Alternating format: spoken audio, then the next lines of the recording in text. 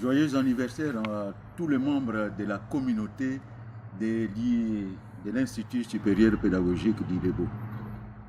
30 ans, c'est l'âge effectivement de la raison, en nous référant, nous qui croyons effectivement en Dieu, par son Fils Jésus-Christ qui est venu pour nous sauver.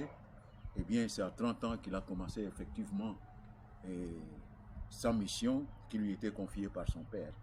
Nous aussi, 30 ans d'existence en fait de l'ISP, eh bien, nous pouvons nous réjouir de tout ce que nous avons fait pendant ces 30 ans, beaucoup de réalisations depuis que nous sommes là. Et pour la petite historique, eh bien, je pense qu'il faut revenir en fait aux résolutions de la conférence nationale souveraine.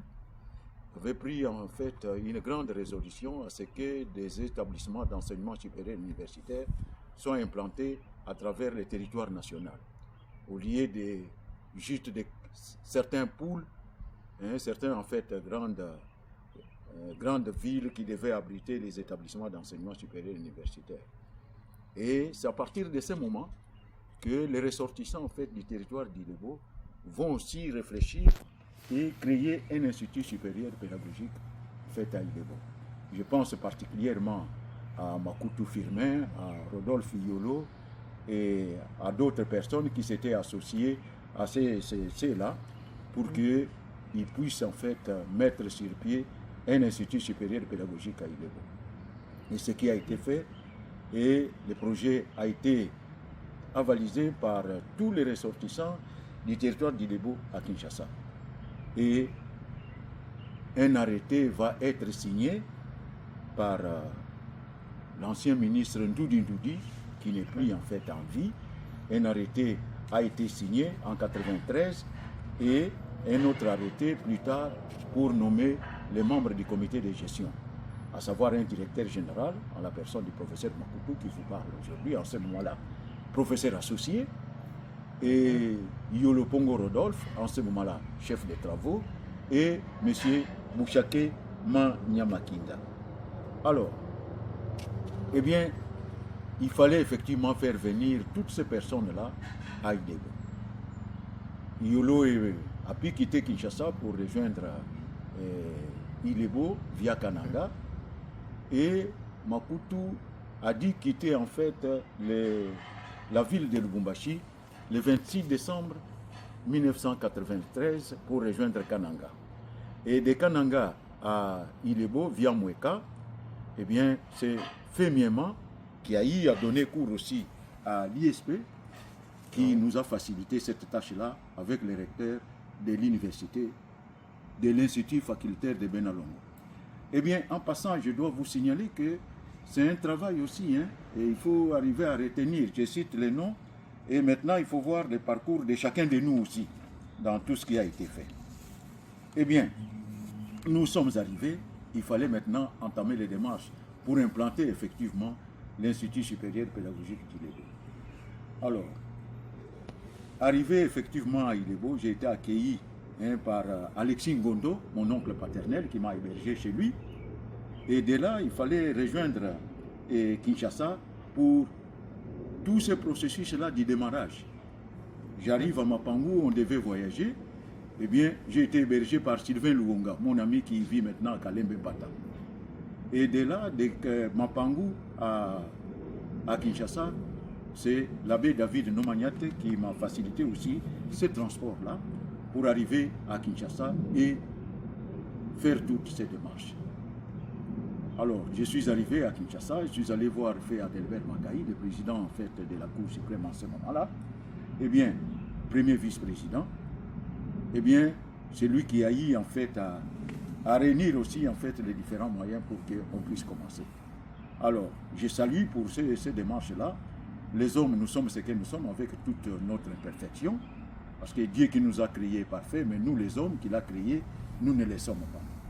Alors je salue effectivement la mémoire de certaines personnes, c'est ce qu'il ne faudra pas oublier. Vous, les jeunes qui êtes en ce moment-là à l'ISP Idebo, il ne faut pas oublier la mémoire de ceux qui ont fait que cet établissement soit assis. Je pense particulièrement, d'abord j'ai déjà cité le président Makaï, je cite Jean Yolo, qui m'avait donné aussi des moyens pour que je puisse continuer les démarches et faire asseoir l'ISP Ilebo. Et d'autres personnes qui se sont mises aussi dans la danse pour que cet établissement soit assis. Les démarches terminées, eh bien, vers fin et début mai, je devais quitter Kinshasa pour rejoindre, en fait, disons, nous sommes là les 15, par là, si je ne me trompe pas, je vais prendre la Jeep de Pérobagnat, Télésphore, l'honorable, eh bien, pour rejoindre Mapangu. Et de Mapangu à Ilebo, nous avons dû faire les pieds pour dormir juste à Biengue là-bas. Les petits qui m'accompagnaient peuvent encore bien se rappeler. Nous avons dormi à Biengue et le lundi matin, nous avons traversé. Parce que c'était un dimanche que nous avons dû traverser pour venir, enfin, que nous sommes arrivés à Biengue et lundi matin, nous avons traversé. Alors, il fallait réunir tout le monde, commencer à lancer des appels pour tous ceux qui étaient là, qui avaient été déjà retenus comme enseignants, et ceux qui ne l'étaient pas pour commencer à travailler. Alors, il fallait attendre maintenant un mercredi 18 mai, sous un climat très ensoleillé, et nous nous sommes réunis dans la première salle à côté de la bibliothèque. C'est là que nous nous sommes réunis ce 18 mai-là. Toutes les bases pour commencer les activités à l'ISP étaient maintenant jetées. Les gens devaient maintenant se répartir pour faire des horaires. C'est là, en fait, qu'il faut admirer le courage de ceux qui étaient là. J'ignore toutes les personnes qui étaient là, mais du moins, je vois le comité de gestion qui était là, Bouchaké et moi-même, et Combé Romain, qui était l'assistant du secrétaire général académique à l'époque, qui était déjà venu avant, qui est reparti pour ne plus revenir, et nous nous sommes mis ensemble avec ceux qui étaient là, ceux qui peuvent bien se reconnaître à Kinshasa. C'est l'abbé David Nomaniate qui m'a facilité aussi ce transport-là pour arriver à Kinshasa et faire toutes ces démarches. Alors, je suis arrivé à Kinshasa, je suis allé voir Fé Adelbert Makaï, le président en fait de la Cour suprême en ce moment-là. Eh bien, premier vice-président, eh bien, c'est lui qui a eu en fait à réunir aussi en fait les différents moyens pour qu'on puisse commencer. Alors, je salue pour ces démarches-là. Les hommes, nous sommes ce que nous sommes avec toute notre imperfection, parce que Dieu qui nous a créés parfaits, mais nous les hommes qu'il a créés, nous ne les sommes pas. Alors je salue effectivement la mémoire de certaines personnes, c'est ce qu'il ne faudra pas oublier. Vous, les jeunes qui êtes en ce moment-là à l'ISP Ilebo, il ne faut pas oublier la mémoire de ceux qui ont fait que cet établissement soit assis. Je pense particulièrement, d'abord j'ai déjà cité le président Makaï, je cite Jean Yolo, qui m'avait donné aussi des moyens pour que je puisse continuer les démarches et faire asseoir l'ISP Ilebo. Et d'autres personnes qui se sont mises aussi dans la danse pour que cet établissement soit assis. Les démarches terminées, eh bien, vers fin et début mai, je devais quitter Kinshasa pour rejoindre, en fait, disons, nous sommes là les 15, par là, si je ne me trompe pas, je vais prendre la Jeep de Pérobagnat, Télésphore, l'honorable, eh bien, pour rejoindre Mapangu. Et de Mapangu à Ilebo, nous avons dû faire les pieds pour dormir juste à Biengue là-bas. Les petits qui m'accompagnaient peuvent encore bien se rappeler. Nous avons dormi à Biengue et le lundi matin, nous avons traversé. Parce que c'était un dimanche que nous avons dû traverser pour venir, enfin, que nous sommes arrivés à Biengue et lundi matin, nous avons traversé. Alors, il fallait réunir tout le monde, commencer à lancer des appels pour tous ceux qui étaient là, qui avaient été déjà retenus comme enseignants, et ceux qui ne l'étaient pas pour commencer à travailler. Alors il fallait attendre maintenant un mercredi 18 mai, sous un climat très ensoleillé, et nous nous sommes réunis dans la première salle à côté de la bibliothèque. C'est là que nous nous sommes réunis ce 18 mai-là.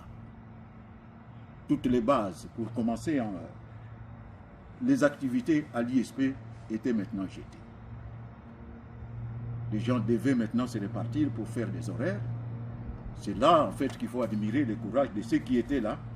J'ignore toutes les personnes qui étaient là, mais du moins, je vois le comité de gestion qui était là, Bouchaké et moi-même, et Kombe Romain, qui était l'assistant du secrétaire général académique à l'époque, qui était déjà venu avant, qui est reparti pour ne plus revenir, et nous nous sommes mis ensemble avec ceux qui étaient là. Ceux qui peuvent bien se reconnaître dans tout ce que je donne comme historique, peuvent dire que moi aussi j'étais là. J'espère que vous êtes très contents. Moi, je suis d'ailleurs très content en vous parlant en fait de ce 18 mai, parce que chez vous, là-bas, c'est le 18 mai, mais moi, je suis encore le 17 mai, je suis à Seattle, et là où je suis, avant de rentrer à Kinshasa la semaine prochaine. Alors, et Seattle, pour le DG actuel, Pierre Kwakombe, a donné une conférence, je me rappelle encore, dans cette même aile-là, sur Seattle, les activités qui se sont passées dans, je ne sais pas à quelle année là, eh bien voilà, je suis aujourd'hui à Seattle. Et ça ne doit pas effectivement vous surprendre, mais au nord-ouest des États-Unis. C'est là que je suis en fait vraiment à l'extrême nord-ouest des États-Unis, à la frontière avec le Canada. Bien, alors, il dit, vous êtes déjà le 18, je vous souhaite en fait un joyeux anniversaire. Alors, nous avons lancé des activités. Les horaires, comme je l'ai dit, ont été effectivement élaborés et les enseignements ont commencé les 20. Eh bien, moi, ce jour-là, la malaria a préféré me punir. Ce n'était pas tellement grave. Eh bien, j'ai dû reprendre en fait l'autre semaine en tant que chef d'établissement tout court. Eh bien, nous avons commencé.